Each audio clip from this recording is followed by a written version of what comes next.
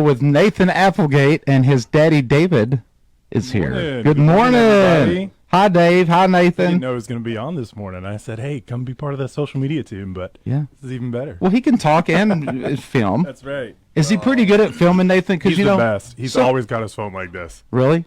Nathan used to work in our show.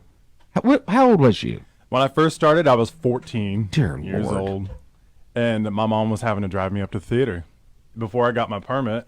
Oh, And my then I was doing God. that for a bit. I remember I got my license, and we were still at the theater across from Walmart on the Strip. of That's course. right. The mold hole. Yeah. Not the mold hole. The mold. Yeah. Oh, we had some mold in there. Oh yeah. I remember. I'm surprised I can we're still not. smell it. I'm surprised we're all not should in the make a hospital. candle like that. Anyhow, Nathan was 14 when he started singing and dancing. You was an American Yeah, kid. It was an American Kids, and we were actually in that theater before Yeah. we all were, so I was very acclimated with that space. right. And I did the show for several years. And I graduated high school. Yeah. Went to New York for a little bit. Yeah. In between my time in New York, I'd come back, do half of a contract or something. Now, what did you Fill in do? for somebody. What did you do in New York? New York, I went out there for school. I went to the American Musical and Dramatic Academy, and it was a 16-month straight-through intensive conservatory program. I always talk about it like it's trade school, It's like welding, but for musical theater, Yeah. dancer, singer, actors. Did you live there, or did they live on site, the kids? Yeah, we lived about 10 New York City blocks away from the school, so we had to walk down to the school every day, there and back. And I look back, and I'm like, well, first of all, I was 18. And I'm like, I can't believe my folks just let me move to New York City. Dave, what's wrong? You don't love your son? What's wrong with you? No, it was It was like, and it was something that like everybody was like, you should go do this, And so, well, I went and did that. And then after about 5 years in New York City, the Big Apple took a bite out of me. So I was like, I'm going back to Missouri, kind of figure some things out. And then I was in the show. I was here for about 6 years, from 2015 to 2021, before I headed to Nashville.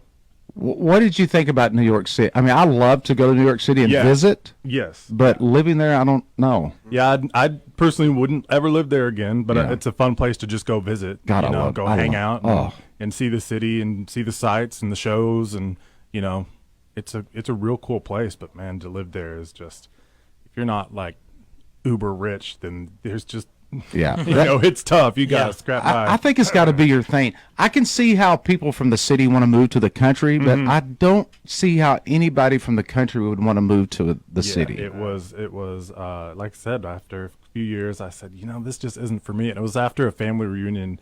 We went to Kentucky Lake, and I spent a week there with a bunch of family, and I went back to New York, and I just was like, you know what? Yeah. Nah.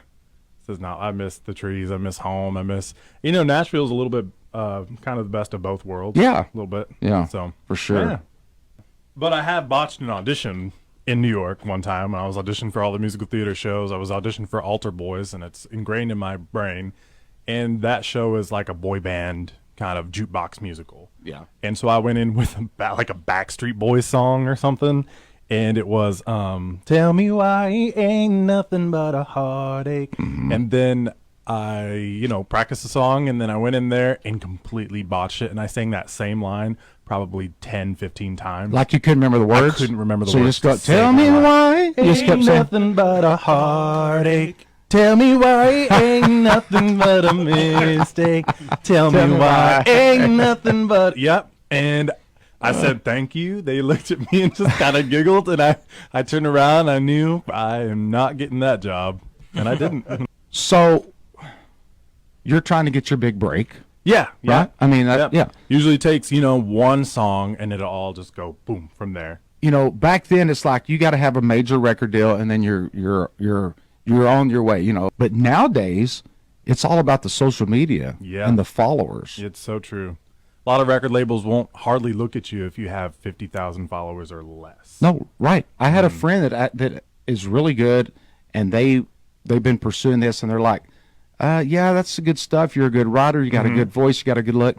Come back to us when you have 1 million followers. Absolutely. Because What? they've got an automatic audience now that they can just pander to. They don't have to spend that money because Yeah. they've already got the guy's already got a following and an audience. They've already you kind of got to develop yourself these days, because a label won't want to invest that kind of time or money into an artist On a high risk. Yeah, and in this day and age, anybody can really just go pay a studio to put a song out. Yeah. Everybody can do that independently, and you get your own thing going. You can book your own shows and stuff like that. But again, factor in social media, and it just becomes overwhelming. And you know that even just with your own business here, Yeah. you've got to be on top of all of them all the time. Yeah. And I always call myself jokingly a one-man record label right now because I'm my own songwriter, my own producer, my own choreographer, my own graphic designer, my own social media manager. Yeah. And, I'm always grateful when I have some help to be like, okay, we got some content and I can just sit down later and edit it and do all that stuff on my own.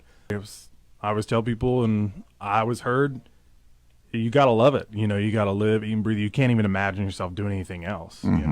And you just got to keep chipping away at it. And eventually you'll take a step back and realize you have this beautiful sculpture in front of you that you've just chipped away at over time. Yeah.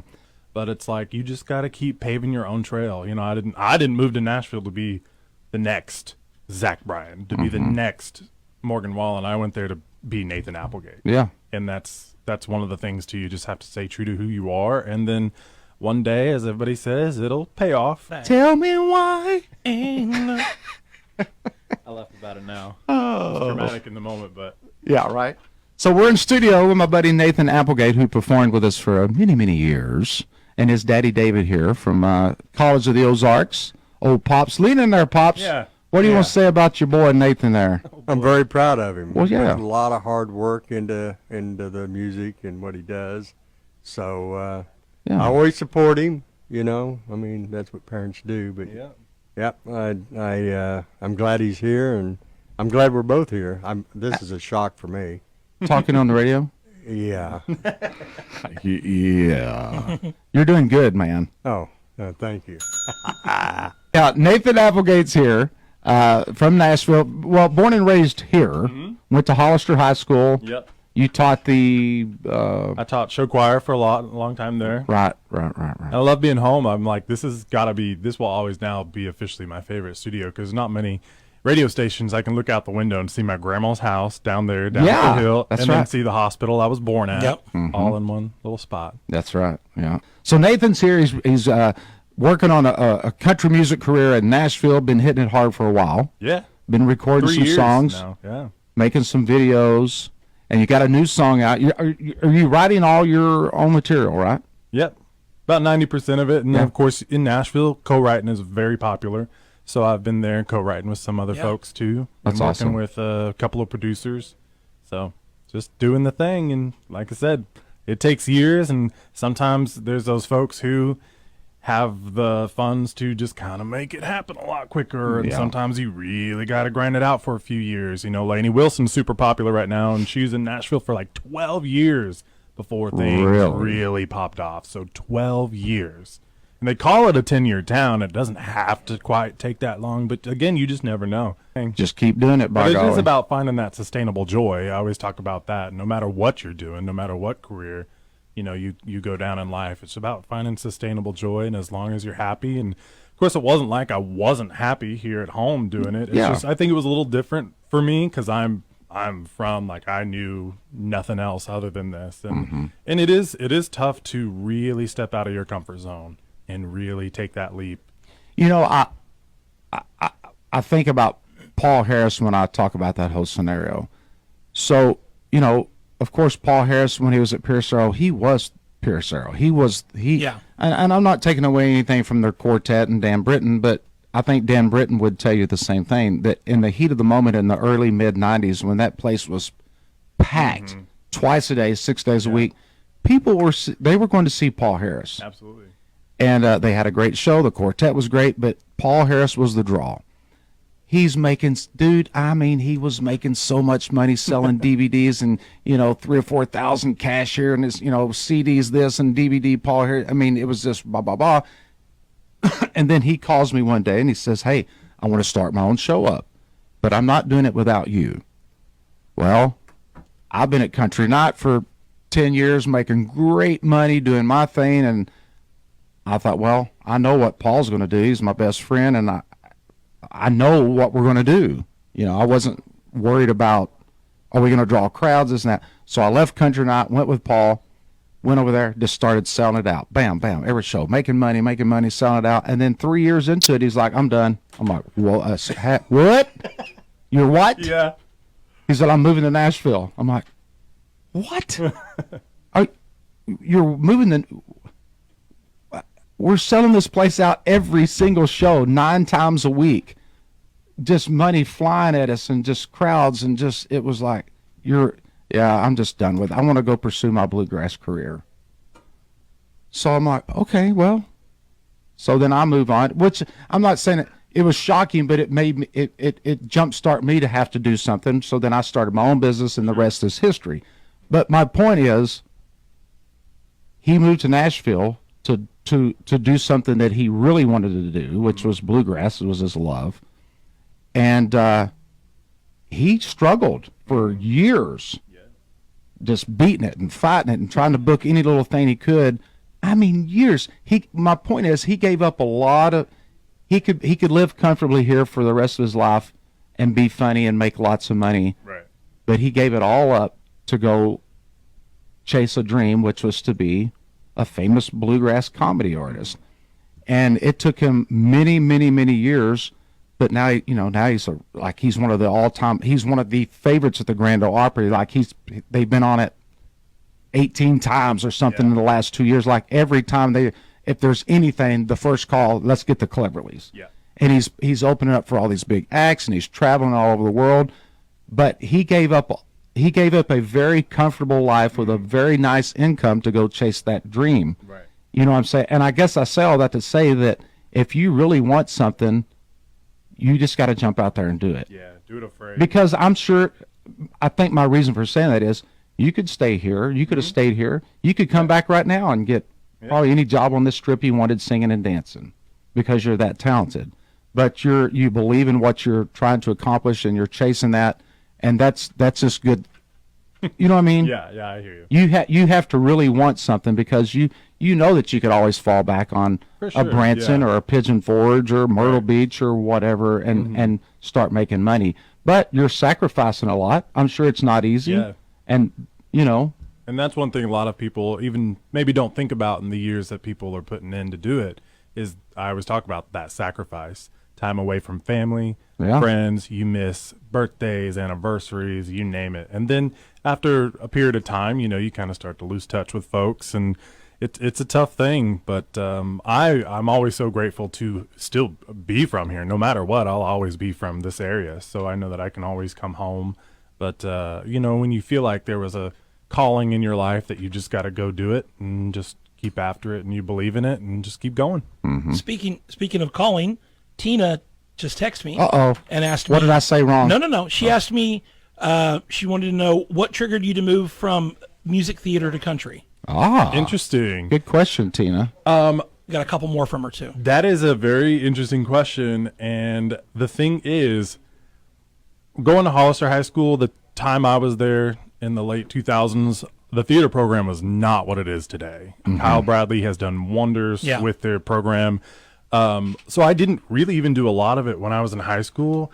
I tried to do some things with Tri-Lakes Community Theater at the time, which I think is kind of merged with Branson Regional Arts Council at this point. Right. But then I felt like, this is a deep question because I don't think I've ever really talked about this super publicly, but I went to New York and I pursued that because I felt like, while everybody around me was telling me, Nathan, you need to go do that. You need to go try it. You need to go.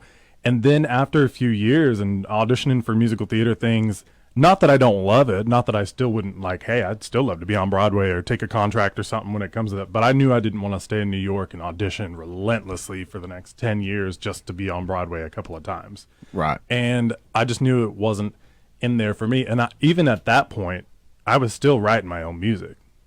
But I just didn't do anything with it. It was just kind of more of a hobby, and I just kind of did it for fun and whatever it was. And then eventually I started to feel like I needed to do something with this. I have all these songs, back catalog of songs, and some of them are awful. Well, yeah, I've got some awful songs too. Yeah, you're not gonna write number one hits all the time, but you just as a writer, you just gotta get it out, and then you don't know what else can come from there. But I decided to make that switch. I think eventually, because when I came home. And I was like, this is kind of more the format that I love, and maybe just because I grew up with it. It's ingrained in me. You know, I grew up watching the shows here.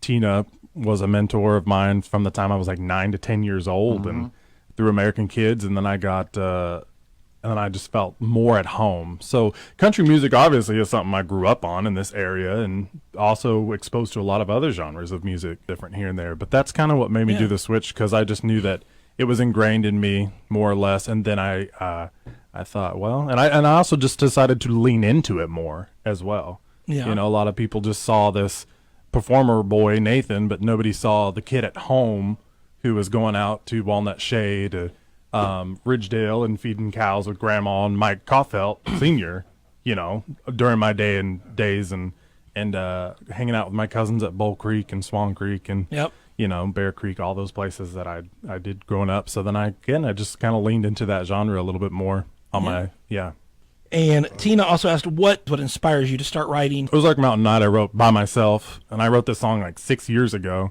And you never know when's the right time to put it out. But something about this summer is just like, hey, it's time to get in the studio, record this one, and put it out for the folks back home, and hope they enjoy it and give them something to listen to. Bada bing, bada boom. All right, so here we are. Nathan Applegate's in studio. Brand new song, Ozark Mountain Night. Clay Cooper Experience. Here we go.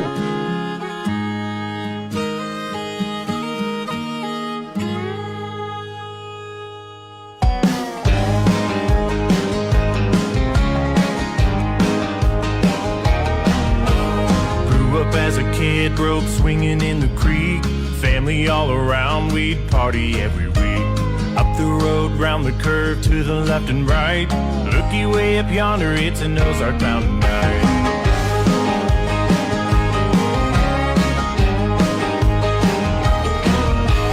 Doing much of nothing, cause ain't nothing that I'm doing that means as much as something for that someone that I'm seeing. Summertime is coming, gotta get that body right. When I'm skinny dipping on an Ozark Mountain Night. Yeah, way out where the water is clear. All you need is an ice cold beer. Round up your crew, get them all gassed up. But don't you lose track of your koozie cup. You gotta feel the cool breeze running through your hair. Then yourself an even where you just don't care. We like to do it right till there's no more light. Everybody loves an Ozark Mountain Night.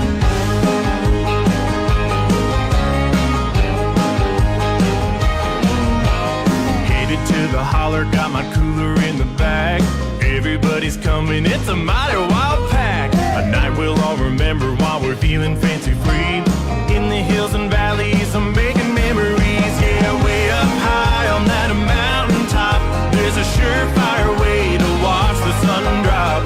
Sound of the crickets in the katydids make you feel like you're a kid again. You gotta feel the cool breeze running through your hair. Lend yourself an evening where you just don't care. We like to do it right till there's no more light. Cause everybody loves an Ozark Mountain Night.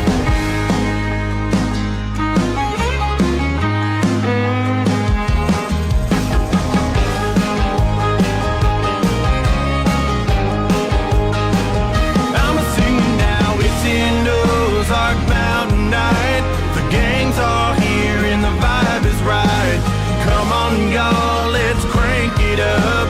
It's an Ozark Mountain Night. Yeah, way out where the water is clear. All you need is an ice cold beer. Round up your crew, get them all gassed up. But don't you lose track of your koozie cup. You gotta feel the cool breeze running through your hair. Lend yourself an evening where you just don't care. We like to do it right till there's no more light. Cause everybody loves and knows Ozark Mountain Night. Yeehaw! Yeah. Ozark Mountain Night. That's Nathan Applegate. Great job, buddy. Thank so you. Where did you record this? I recorded this at Station West there in Nashville with my producer. His name is Austin Stanley, and I'm glad it's out. Yeah, I love it. That's a great I was gonna do a video with it too this summer, but for those who don't know, my grandma Laverne Haynes recently passed away a little bit of a month ago. She lived here in the area about 40 years or so and was a part of the Shepherd of the Hills play and a a longtime member of the Branson United Methodist Church and sang in choir, and she nurtured music in me. And I don't know if I just kind of took to it more than Danielle and Chris, my older siblings, did. Yeah. But anyways, you know, her influence and her guidance truly changed the trajectory of my life. Sure. down Yeah, the road. absolutely. And yeah, so I'm grateful for that, and I'm grateful for her and the love and guidance she poured into me, and still doing it, and hopefully continue to make her proud. Absolutely. Yeah, it reminds me of a story. I remember when he was like 5 years old, just moved into a house over there on Ray Street. And you remember I built you a stage in the backyard. Yeah. Got some wood, and I made a small stage so that him and his sister could do little performances. The neighbors would come over. Yeah. It was pretty cute back then. Now, well, anyway, that was a long time ago. Yeah. Yeah. Tell the folks how they can hear your music, follow you, keep up with what's going on. Yeah, you can go listen to any of the music that I've got out on Spotify, Apple Music, Tidal, Deezer, YouTube Music. Generally, just go into any of those places, type in my name, Nathan Applegate, and the things will pop up. Nina said, please tell Nathan, like his dad, I am proud of him too. He's such an inspiration. I've never met a more driven human being. He has stayed true to his roots, and that's hard to do nowadays. I love him very. Yeah. Well, Nathan, good luck, buddy. Thank you. Appreciate Keep it. sticking in there, That's right. writing them songs, singing them songs. Yep. I will. By golly, check him out. Follow Nathan Applegate on Google, Spotify, Apple, iTunes, all the TikTok, different Facebook, Instagram, all of that stuff. X. X. You Yeah. can find him on any of that.